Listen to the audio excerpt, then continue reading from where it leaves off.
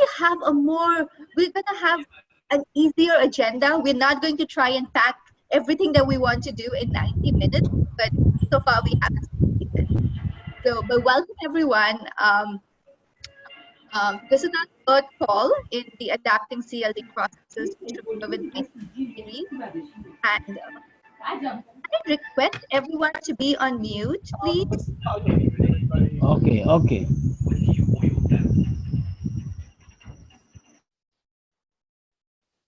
And now, Gunjan, you'll have to unmute yourself.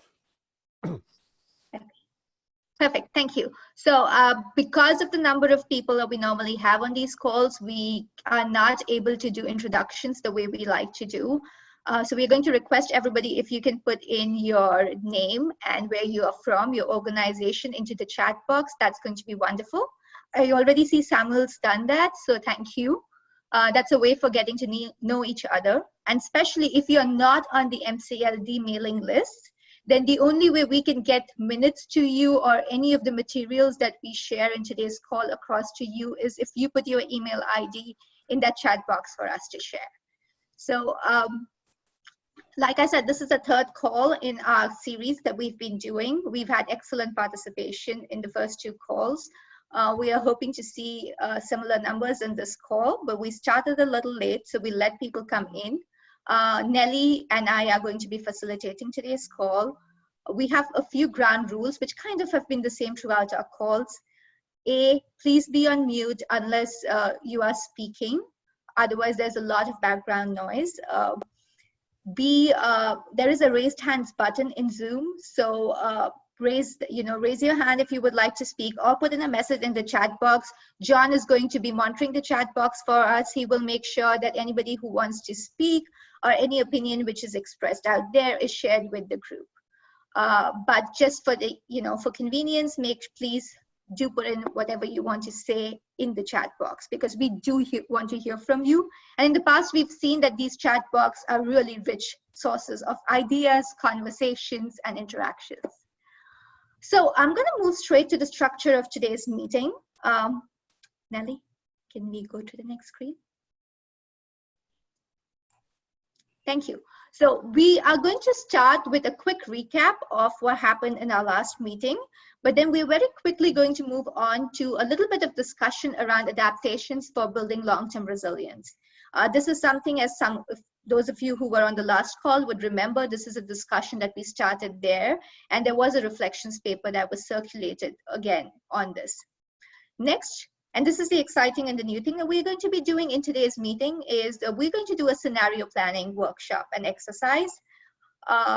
We'll tell you more about it when we get to that segment. We will go into breakout groups where we will be doing scenario planning. Then we reconvene, the breakout groups share what they have discussed. And finally, we are going to actually, after a brief discussion, look at the working group and what it's shaping out to be. So in the last two calls, we've heard from multiple people about the need for a working group.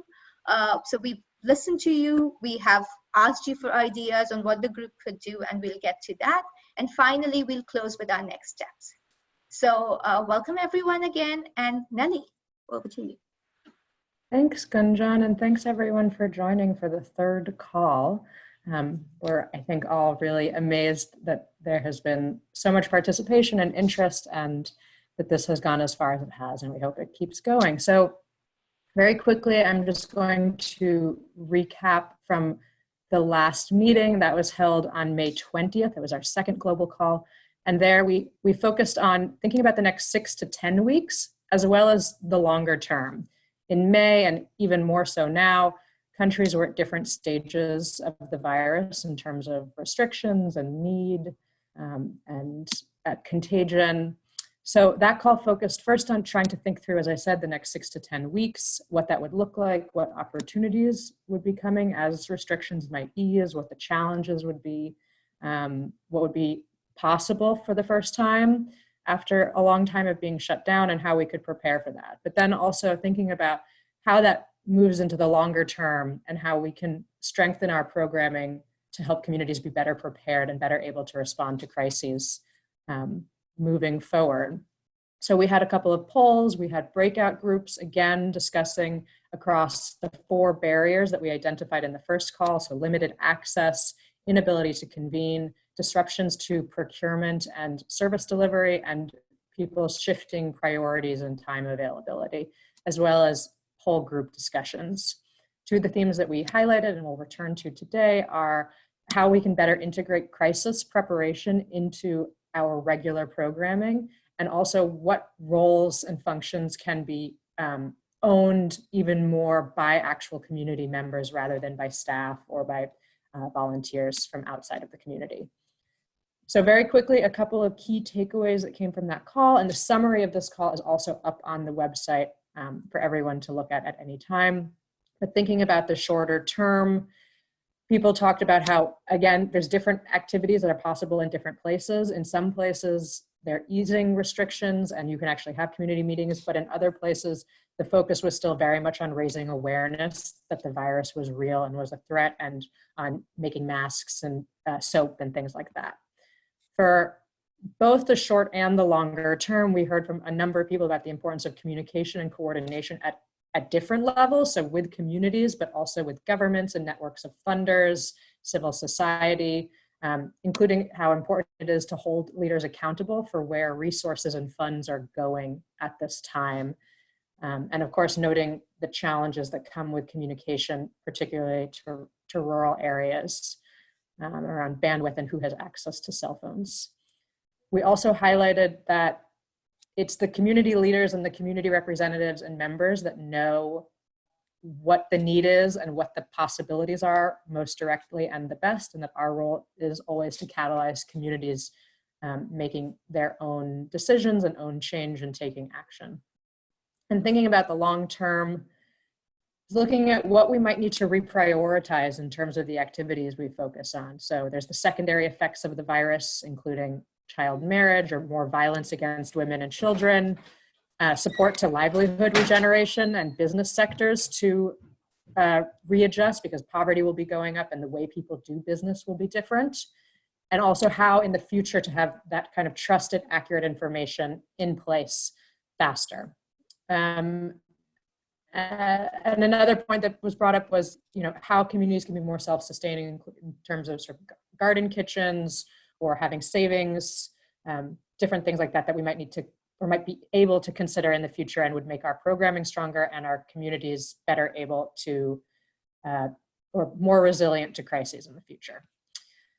So that was a very quick summary of that call. I'm sure I left out important things. The chat box is there for everyone to bring up more ideas that might be critical, but we wanted to just move right away into some of the discussion. So we would like to hear, let me move the slide, there we go, from all of you guys about how your organizations have been thinking about the sort of longer term planning and being prepared for the longer term challenges of COVID-19, but also other kinds of crises. What are some of the ideas that you're thinking about, and how does that fit with the work and approaches that you have? So I'm going to invite Pascal, who's the coordinator for the West Africa chapter of the movement, to speak. And while he does, everyone please write in your own responses into the chat box. And as Gunjan mentioned, John will make sure that we see those, and hopefully we'll have time to hear from someone else as well. Pascal, are you there? Yeah, yes, I'm there. Thank you. Thank you so much. Yeah, hi everyone. I'm Pascal. I'm based in Cotonou. I'm the regional director for the Hunger Project West Africa, and I'm coordinating and facilitating the movement for community-led development in West Africa region.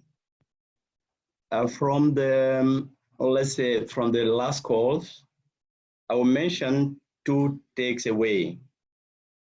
The first one is solidarity in physical distancing, not social distancing.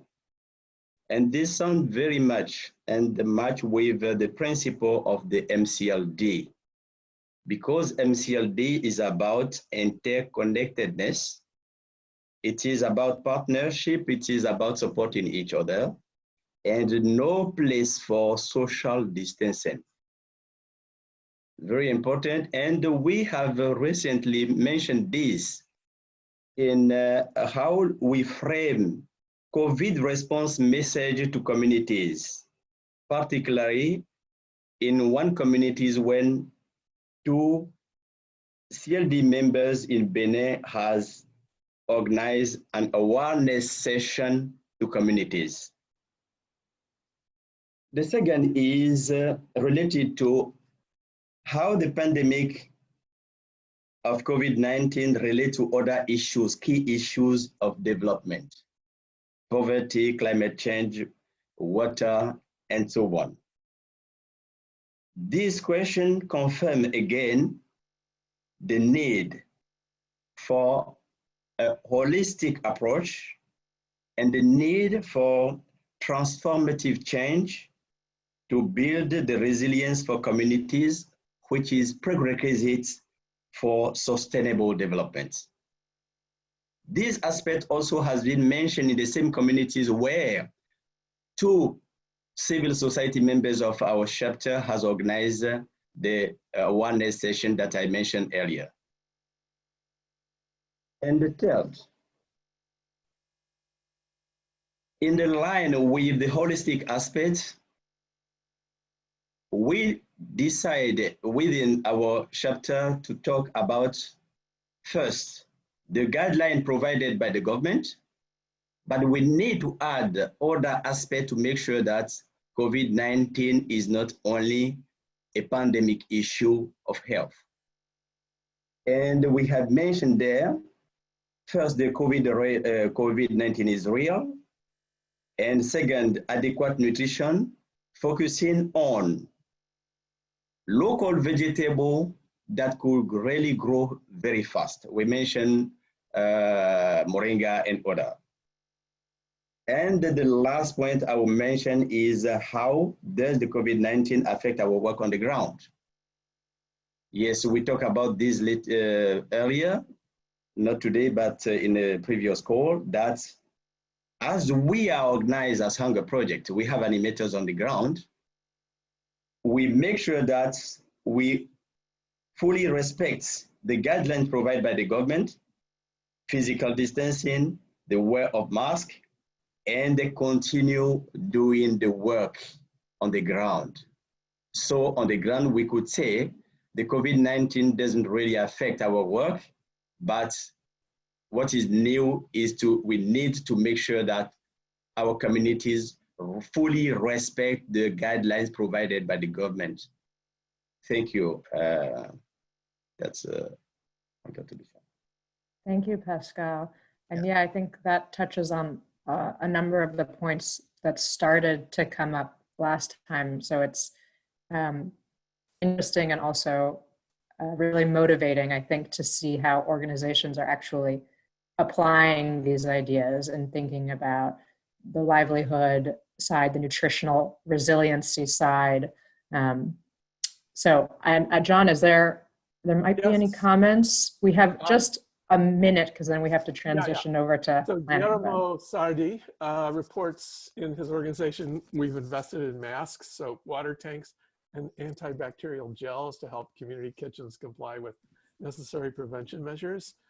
We have already covered Caracas, the capital, and the nearby cities. We hope to, by the end of the month, cover 214 community kitchens nationwide. Wow.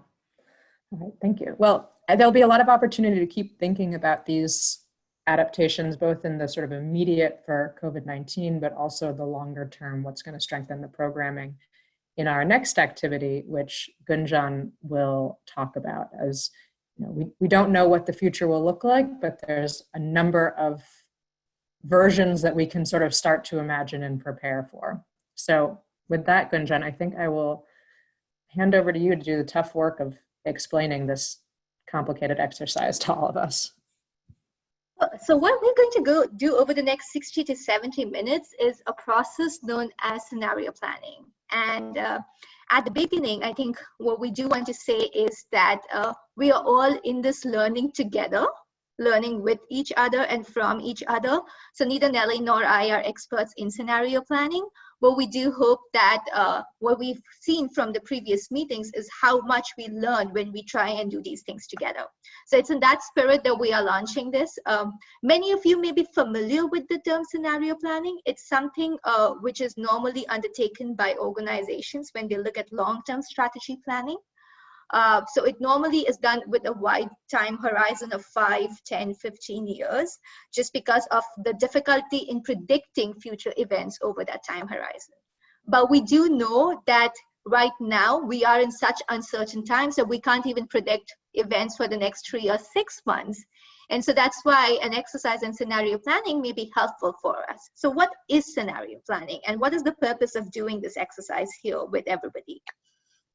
So scenario planning is really an approach which says that organizations are much better at, preparing themselves for the potential effects of potential future events than they are actually at, predicting these future events. So in other words, a year ago, perhaps none of us would have predicted, for all the strategic planning and other exercises that we had done, that this is the situation that we would have found ourselves in.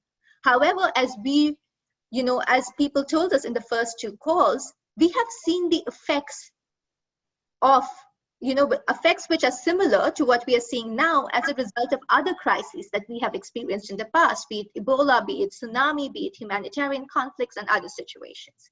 So the effects remain the same or are very similar across multiple crises, despite the fact that we can't predict the crisis. Can we prepare for these effects? And that's kind of been what we've been trying to also do in our last few calls. So we thought that this exercise could be a way of structuring a lot of the rich ideas that came out of these 2 previous calls. But more importantly, I think the purpose of this exercise is really that over the last month and a half, in individual sessions with many of you, as well as in small group sessions, we asked you, why do you want these meetings to continue?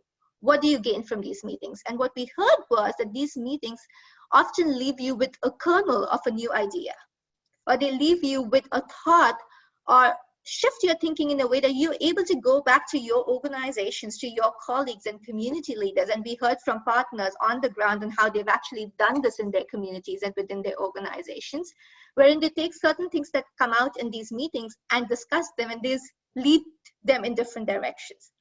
So really, that shifting of, that working together and collaborative strategizing, where we shift our own thinking, but also shift each other's thinking. And that's really the purpose of today's exercise. We also hope that many people had asked for tools and processes that they can adapt and use in their organizations. So we hope that if this is something that you find useful, you will be able to take this back and do this with your own teams. And this is the reason why, in preparation for today's session, we shared with you a video and a reading. The reading that we shared is really the basis on which we have designed today's session. So if you do decide to do this with your organizations, that is available, as well as a series of materials that we would be happy to share on this. So what does we do, and what is it that we are hoping to do today in the next 30 minutes in our breakout groups, right? We began by creating 4 scenarios. So we recognize that there is a huge diversity in the organizations that we represent, we work for, and that are on this call. And we took the experiences of the difficulties that you had experienced over the last 4 months to create 4 programs. These are fictional organizations. None of them exist, but they are modeled very closely on the work of what we've heard from our partners in these calls. So the first program is the Bono Youth Collective. This is a small organization headquartered out of Maiduguri in Nigeria, working in a humanitarian situation and providing equitable access to services for internally displaced people. It's a small organization with 10 to 15 people and an annual budget of $40,000 US. Now, this and details about each of these 4 organizations were already sent out last week, both as audio clips as well as write-ups. So you can always refer to them in your own group meetings. They have much more details. The second organization was To Salud Entre Manos, it is an organization that works in 3 countries in Latin America. It is headquartered out of Denver, Colorado, has 30 people on its staff, and an annual budget of $1.5 million US dollars. So an organization that focuses on health and gender education and works through schools and also provides midday meals. Our third organization is the TLC, or the Listening Collaborative, works globally across 15 countries with a budget of $12 million annually, headquartered out of New York, 200 people on staff, and works only in developmental context to address hunger, poverty, and good governance. And our last organization is the ComCan Initiative, or the Community Scan Initiative. Huge global organization, 45 countries, works across a variety of humanitarian and developmental sectors, an annual budget of $400 million, and we're talking of 3,000 people. So these are the 4 organizations that we created, which we kind of hope represent, to some extent, the work that you do. Now, the first step for us was to look at what are the guidelines. Typically, scenario planning is done, it's an intensive exercise which is done over 2 days, 1 or 2 days, full day workshops. You really immerse yourself in the process. We can't do that in 60 or 90 minutes. And our objective today is not that we are going to come up with solutions to the problems that we will be facing over the next 6-9 months. And that, whatever we try, even if we did a 2-day workshop, we would not come up with the solution that that would work for all of us. Our objective today is to create a way of thinking or share a process that may help us in our own individual work. So with that in mind, scenario planning normally has 4 steps. We've done some of this work for you for the breakout groups, and the rest is what you will be doing in the breakout groups today. So what have we done? We've identified the guiding principles for our organizations, and you will see it in the write-ups because that's the starting point. The next important thing to do is really to identify what are the key drivers in programming, operations, and funding across these organizations. And later, after the session is over, we will share with you all the homework we did to arrive at these key drivers. So you'll be able to, again, see and use it if you want to do a similar process. But essentially, for each of the drivers, for each of the organizations, we looked at what is the importance of that driver for the organization and what is the risk. And we selected the top 4 or 5 which had high importance and high risk, just because we wanted to make this a very manageable exercise and because clarity is more important than complexity in scenario planning. So we have the drivers. You will see that in the sheets that you receive for your breakout groups, you will see the drivers that have been identified for your group in the column on the left-hand side, which says key drivers at risk. The next thing that we did was to identify the external factors that are likely to influence the course of events over the next few months. So Nelly, if you go back to the previous slide, please. Yes, so this is common across all the groups. You would have all received this in the documents that were sent out earlier.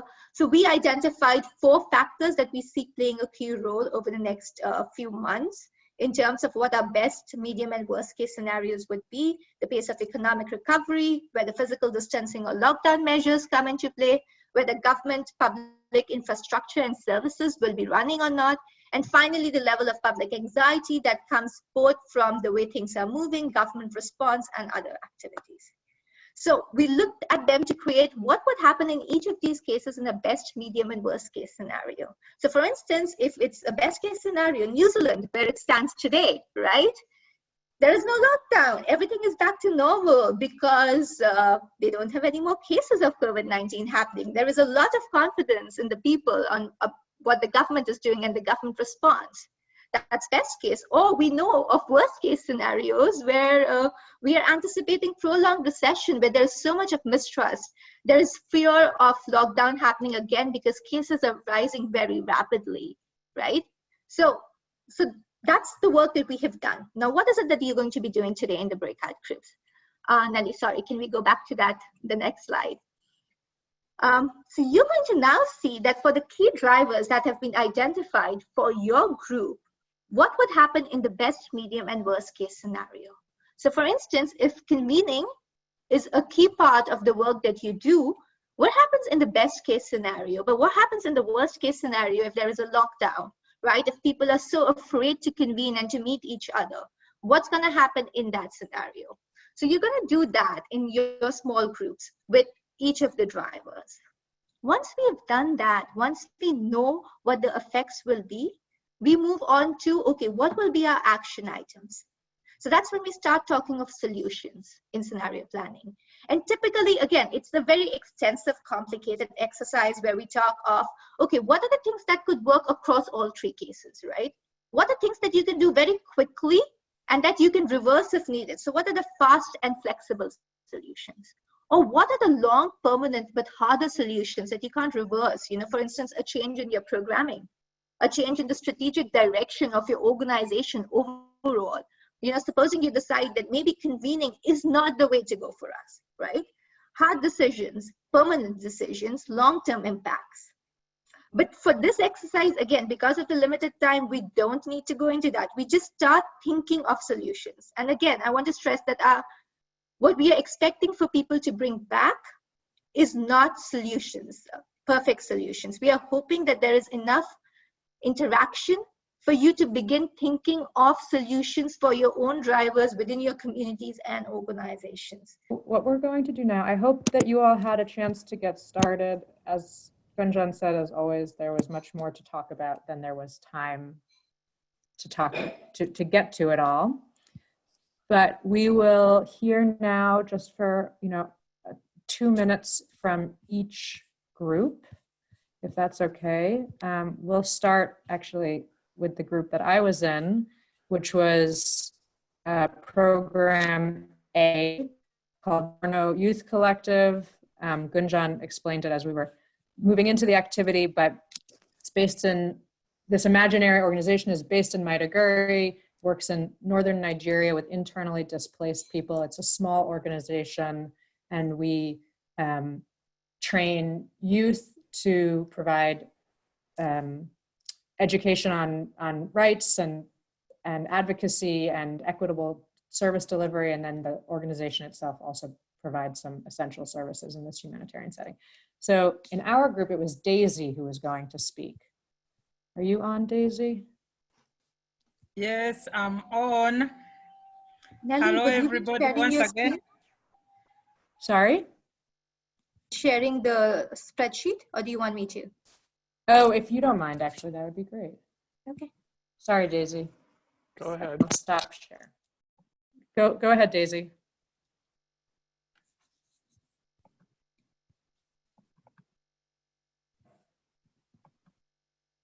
Are you still there, Daisy?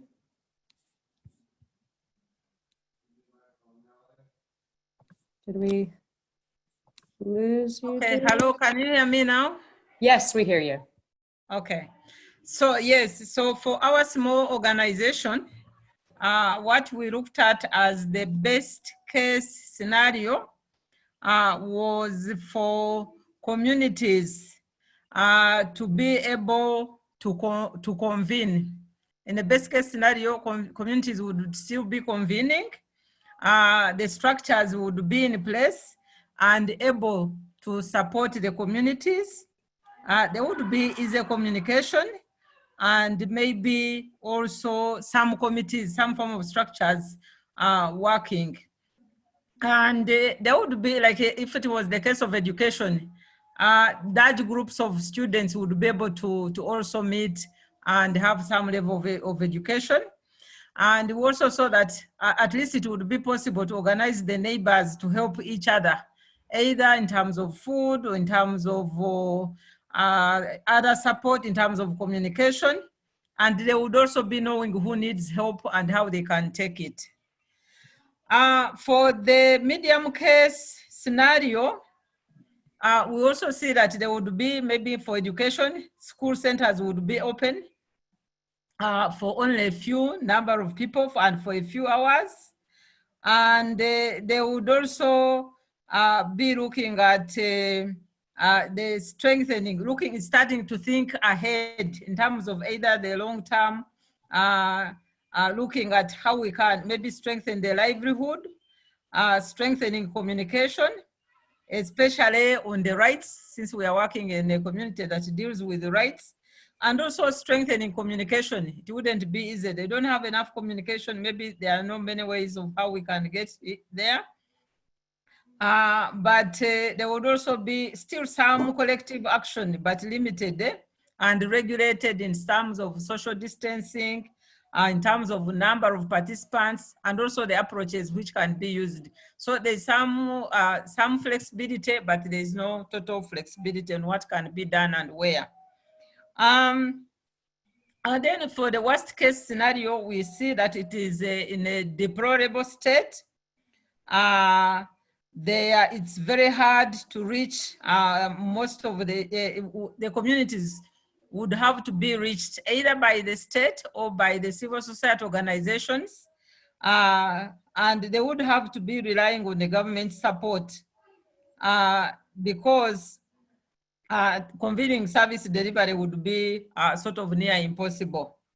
And also they would, I think it was emphasized that the community would need a lot of effort, a lot of support, and reaching out to this community. And there was also a feeling that the distribution channels wouldn't be very easy because of the existing situation. I think that's what we could pick where we, when the time got us, or what I could pick. But members from my group can add on. I think you captured it really well, Daisy. And yes, from our group, but also from all the groups, if there's anything that you want to raise that you talked about, but also things that you might not have had time to talk about in the breakout session, just write it in the chat box. So next we'll hear from group program B, which is a fake program called Tu Salud en Tus Manos, which works on health and gender education in El Salvador, Honduras, and Ecuador. And it has about 30 people on its staff with a headquarters, small headquarters in the US. So whoever is going to present from group two. Thank you, Nelly. That would be me on behalf of the team that I worked with. I believe our screen is shared, our spreadsheet is shared, right, Nelly? Mm-hmm. Yes. I believe so, yep. Yeah, and so I think we took the same approach as your team, Nelly, in that we wanted to see how the process works out. And so we didn't look at all the scenarios for all of the drivers, but we instead just focused on two and then immediately went into the solutions that and the action items associated with that. I want to, since the training volunteer thing, I think there might be similarities with what your team has brought up. I just want to focus on my feedback here on our driving factor as far as funding and grants are concerned. And I think we got some really good feedback and discussions going around that. From a best case scenario, some of our team members said, you know, you end up getting more money and you get some new additional creative sources of funding that you never thought you would get. And then of course your immediate action item associated with that is to continue ramping up your work, get proposals out. And then another good point that was raised is if you have that additional source of funding coming in, ensure that you have the monitoring and evaluation infrastructure in place to fully account for that additional funding that come in so that you don't lose it in a long time because of institutional oversight. So ensure that the responsibility is there. On the medium case scenario, if you get funding, get dropped and you don't have funding, one example that we came across is that funders are getting very more restricted around criteria and they become very specific on what you are allowed to do with their funding. And so a solution associated with that is seeking additional funding that can speak to those criteria that are excluded by particular funders. And working around that in order to still hang on to that funder with the strict criteria, but then seeking alternative ways of making up for that criteria. And then, of course, the worst case scenario is you don't have funding at all and your funding gets restricted severely. And then as an organization, action item is go to the drawing board and see how can you work as bare bone as possible, seeing how you can survive as an organization on a skeleton infrastructure. Another suggestion that came up in the group is that you should seek out within communities more volunteers. Be frank and open to your supporters and illustrate, listen, it's not going well at this point and we need to depend on volunteers to help us through this time. And another, and I want to end off with this interesting point that was also raised as a solution and action item is seeking out the diaspora, the expat communities as an alternative approach for funding and support, especially if they are not involved as funders and donors at the moment. So those were very interesting and engaging discussions that came up in our team, in our group. Thank you, Nelly. Yeah, that's really great. You guys went quite in depth on that in a short period of time. So thanks for that. The third group we will hear from is called the Listening Collective. It's a fairly large organization, works in 15 countries on issues of hunger, poverty, and good governance, and has a headquarters in the US, but all the country offices are fairly autonomous. So who is going to speak from that group? I'm speaking from that group. So we kind of went through all of these and had some of the similar outcomes that other teams have had. But basically, best case scenario, we had volunteers that are trained and volunteers and leaders that are trained and prepared, good infrastructure for good and consistent communication, supplies and commodities needed are not experiencing inflated prices, and existing funding is flexible and can be reallocated as needed as different needs arise. And then contracts with obligations are provided some flexibility to be able to kind of focus on what needs are arising. The medium case scenario is volunteers are not present or training needs to be done virtually because there's irregular and inconsistent communication abilities with the field. Supplies and commodities have somewhat inflated prices and there may not be enough funds to reallocate sufficiently, so not being able to address all of the needs that arise. Then having some flexibility with contractual obligations to donors or grantors, but not much. Then worst case scenario is low levels of training, difficult or no communication for sustained periods of time with volunteers and staff, maybe an aggressive resurgence of COVID-19, then with less communication and oversight and not having enough funds, there may be some opportunities for fraud or mismanagement of funding. And then having inflexible contracts with grantors or funders, and maybe even to the point of having to return funds if they're not able to be used exactly as defined. So as you can see in our Google Sheet, we just kind of had one blob of solutions. We didn't really allocate them per scenario, but some of these included having every level prepared within the organization for adequate communication and being very trained in emergency procedures, adopting digital platforms to be able to adapt to communication needs in different scenarios. Then having proactive, deliberate, deeper training of volunteers and staff for greater resilience.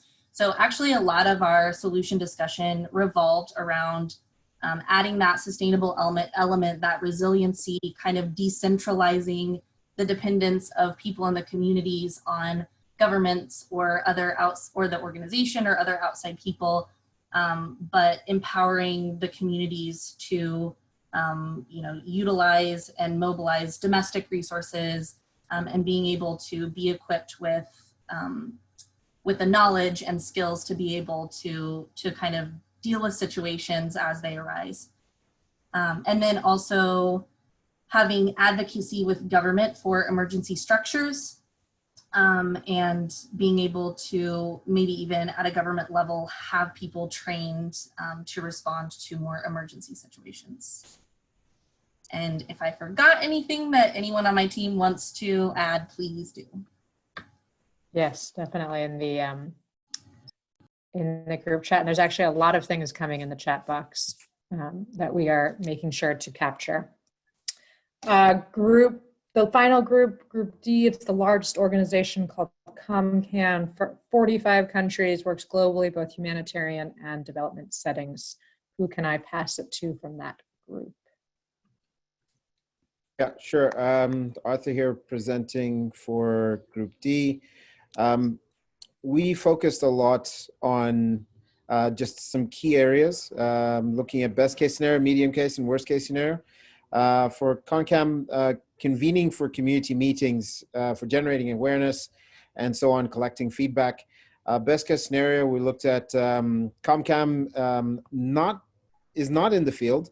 We may not know what is happening in the field. When you go back, you need to know first what is happening in the community, the processes that they've gone through, communication, because we also talked about the communities may have felt abandoned if programs had stopped within the communities. And so going back to those communities and looking at ways in which we can re-engage may be a difficult task.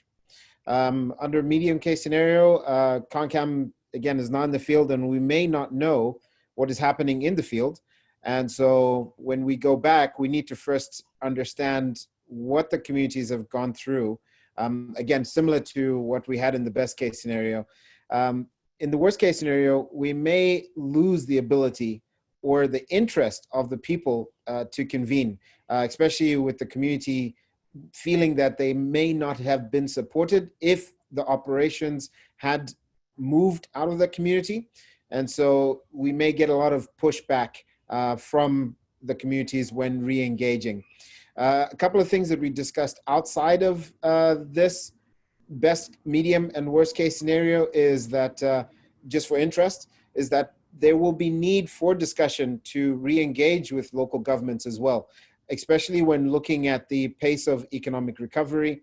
There will also be need to look at M&E procedures that will need to take place in terms of gathering data.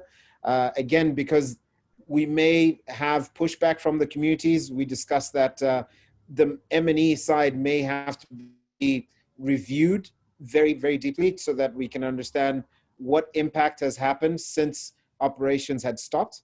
And then going forward, under supplies and procurement, we looked at ways in which if supplies are not there, again, people may feel abandoned. Rapid disruptions, difficult to think around how do we re-engage with the people so that they can believe that COVID is something that we all need to work together to address.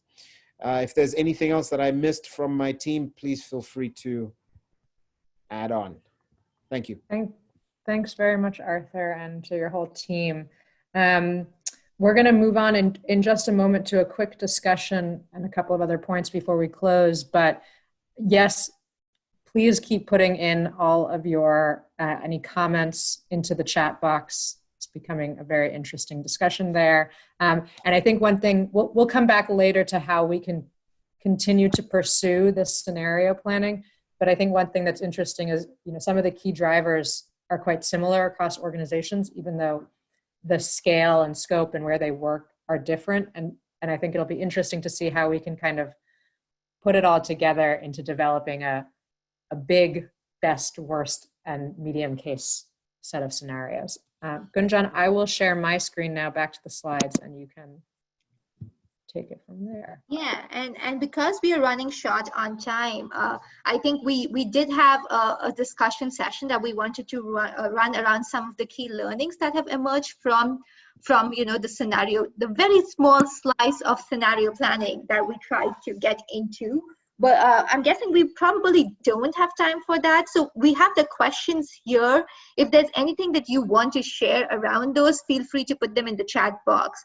But in the interest of time, what I'm going to do is that I'm going to very quickly go over what scenario planning looks in its entirety. So what have we done and where do we go from here if we were doing this in our organizations, or if we wanted to go back and do that. So as you may have noticed from, and I know I can say this from Nelly and me, that when we started imagining the, scenario planning exercise on how the drivers are, how we would look at best, medium, and worst case scenario, we did not think of so much of what had happened here, right? So these were all really, there were times where we've exchanged messages saying, oh, this is not how we were thinking of the medium, best, and worst case scenarios, right? Oh, this is a very different understanding of what we had. So I think this has helped us to expand our own understanding, because what was in our group, for instance, what was very clear that we had identified certain drivers, but a lot of our discussion in the ComCan initiative was really around drivers, because some of the drivers that Nelly and I had not included in this were drivers that people felt were extremely important. And so we went on to talk about, things like, do we need to relook at the way we are running our programs? For instance, this COVID disruption and what has happened here in the interim in our in our communities. Does that mean that we can't work the way we were working on our programming going forward, even when things are back to normal, as normal as they can be back to, right? Like, does it mean that we need to re-engage and restart that process with our communities of understanding what do they need from us? Has that changed what they need from us? And do we need to look for new partners or other ways of delivering what they need in the view of what's happened? So the discussion was very different from the discussion we had anticipated, but that's kind of where scenario planning really comes in that you collaboratively try and think and build on things that you would not have thought about. Now, the next step in this exercise would have been that after we had thought through the different things, the different drivers, the different, ways the best, medium, and worst case scenarios would happen, you kind and identify the key ones under each, because you can't address 20 or 30 in each column. That's not feasible. It's not practical. And so again, it's an exercise in building that consensus, in listening to all the voices, but then seeing that how do we collectively make sense of this? It's part of the community processes that we do, but how do we apply this in our own program planning? So the next step would really have been for us to, if we had the time, to look at each of the things that we had identified, and then to narrow in and hone in on those 2 or 3 things of consensus that we could come to. And then solutions, when we get to that, for each of those points, we look at it, as I mentioned earlier, solutions that would work across all the 3 scenarios. Because at least in our group, the discussion was that a lot of the factors we thought would happen across the 3 scenarios. So the effects would also be very similar in a lot of cases across the 3 scenarios. Our responses to those effects may differ, right? So identification of what is common, what is fast and quick, short-term, immediate need, what is it that we do in the long term and requires deeper thinking.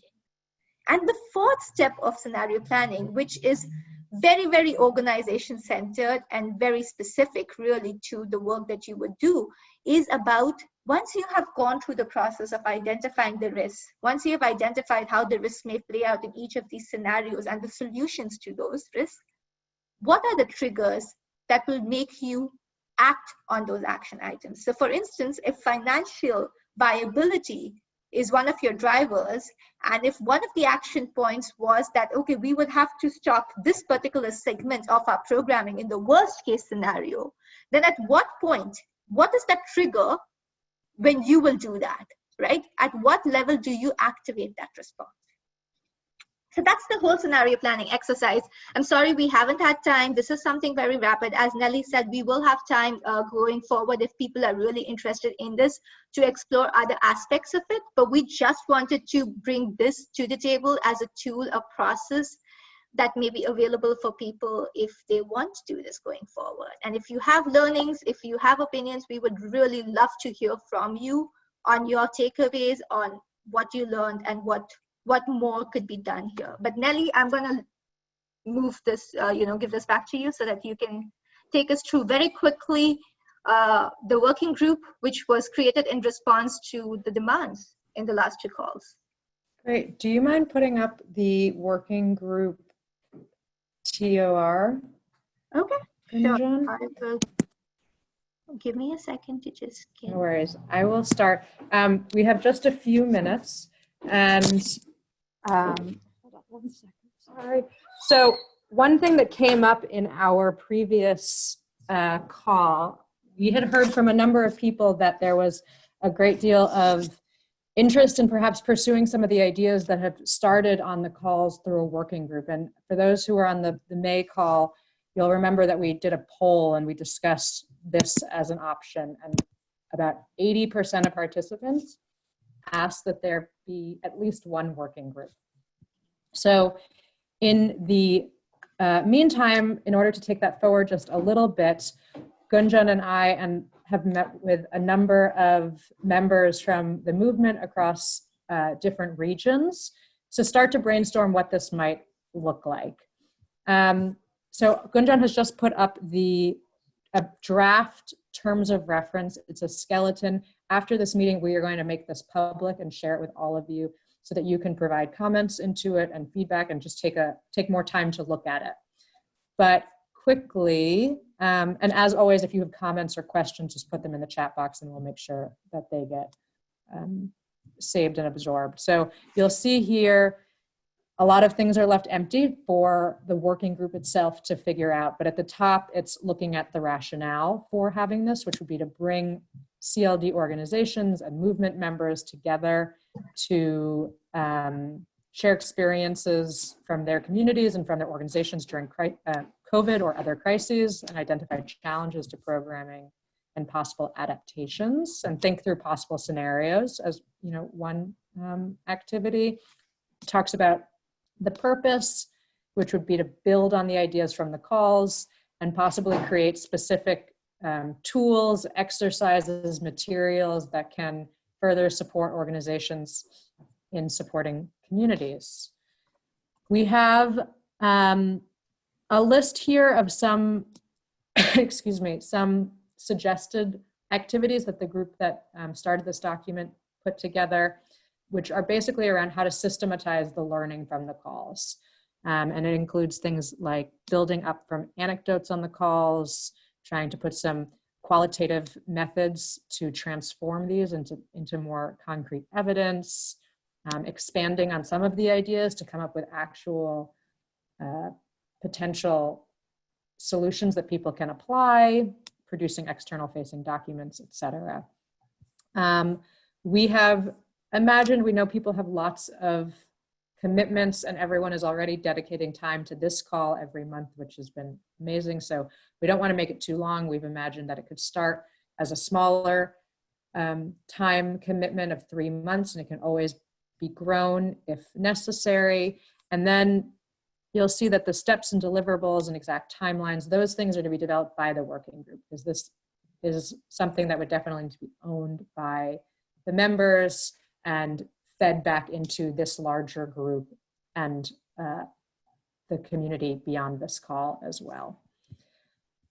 So that's the very quick version. If you have thoughts on things that have been left out of this terms of reference, on other activities that should be done, if you would like to join, please, you can put that in the chat box. You can also, as I said, we'll make this public to everyone afterwards, so you can put comments there. And there's a couple of names that have already started to go in there of folks that are interested in potentially joining the working group. If you'd also be interested, you can add your name there.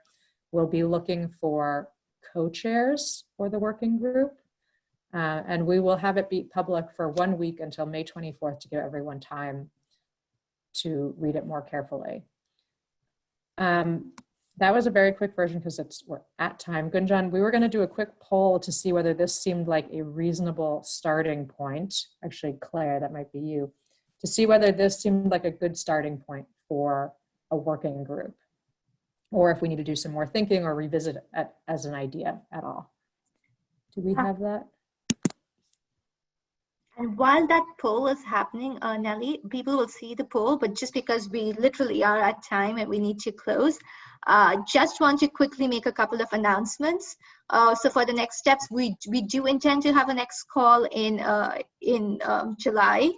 Again, this is something that people have said that they want to continue doing, and this call, we're going to move slightly away from what we've been doing so far, in that we are going to hear a lot more from actually community leaders and community voices, and try and focus on, you know, the situations maybe in particular areas.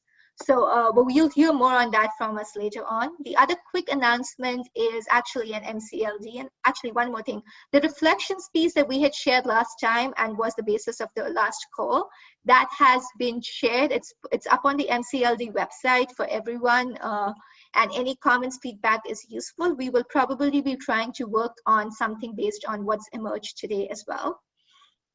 And finally, the third announcement is that we actually have a special session for the Movement for Community-Led Development, a webinar that is being conducted by the Global GPSA at the World Bank, which is the I'm blanking out now on the full form of GPSA. But the Global Partnership for Social Accountability. Yes, the Global Partnership for Social Accountability. We are doing a webinar, especially on the movement, on community-led development and social accountability during the times of COVID-19. It's on June 30th at 9 a.m. Eastern Time. We will share the details if people are interested. Yep. And then we will leave this on for a few minutes, just because we know that the conversations are pretty interesting, and people do like to leave some comments and feedback for us in the chat box. So we know many people need to drop off because we are on time. So thank you for everybody who joined and who needs to drop off, and for people who would like to stay back and share thoughts, ideas, comments, please feel free to do so. We will run this for at least another 5 minutes. Thank you. Yes, and just to reiterate for the call next month, where we will highlight voices from communities themselves, if anyone knows anyone who would like to participate in that, just let us know, or has suggestions on how to run the next call. Those are very welcome. And the poll is still up, so you can input there, but I see people are also putting it into the chat box. So thank you all.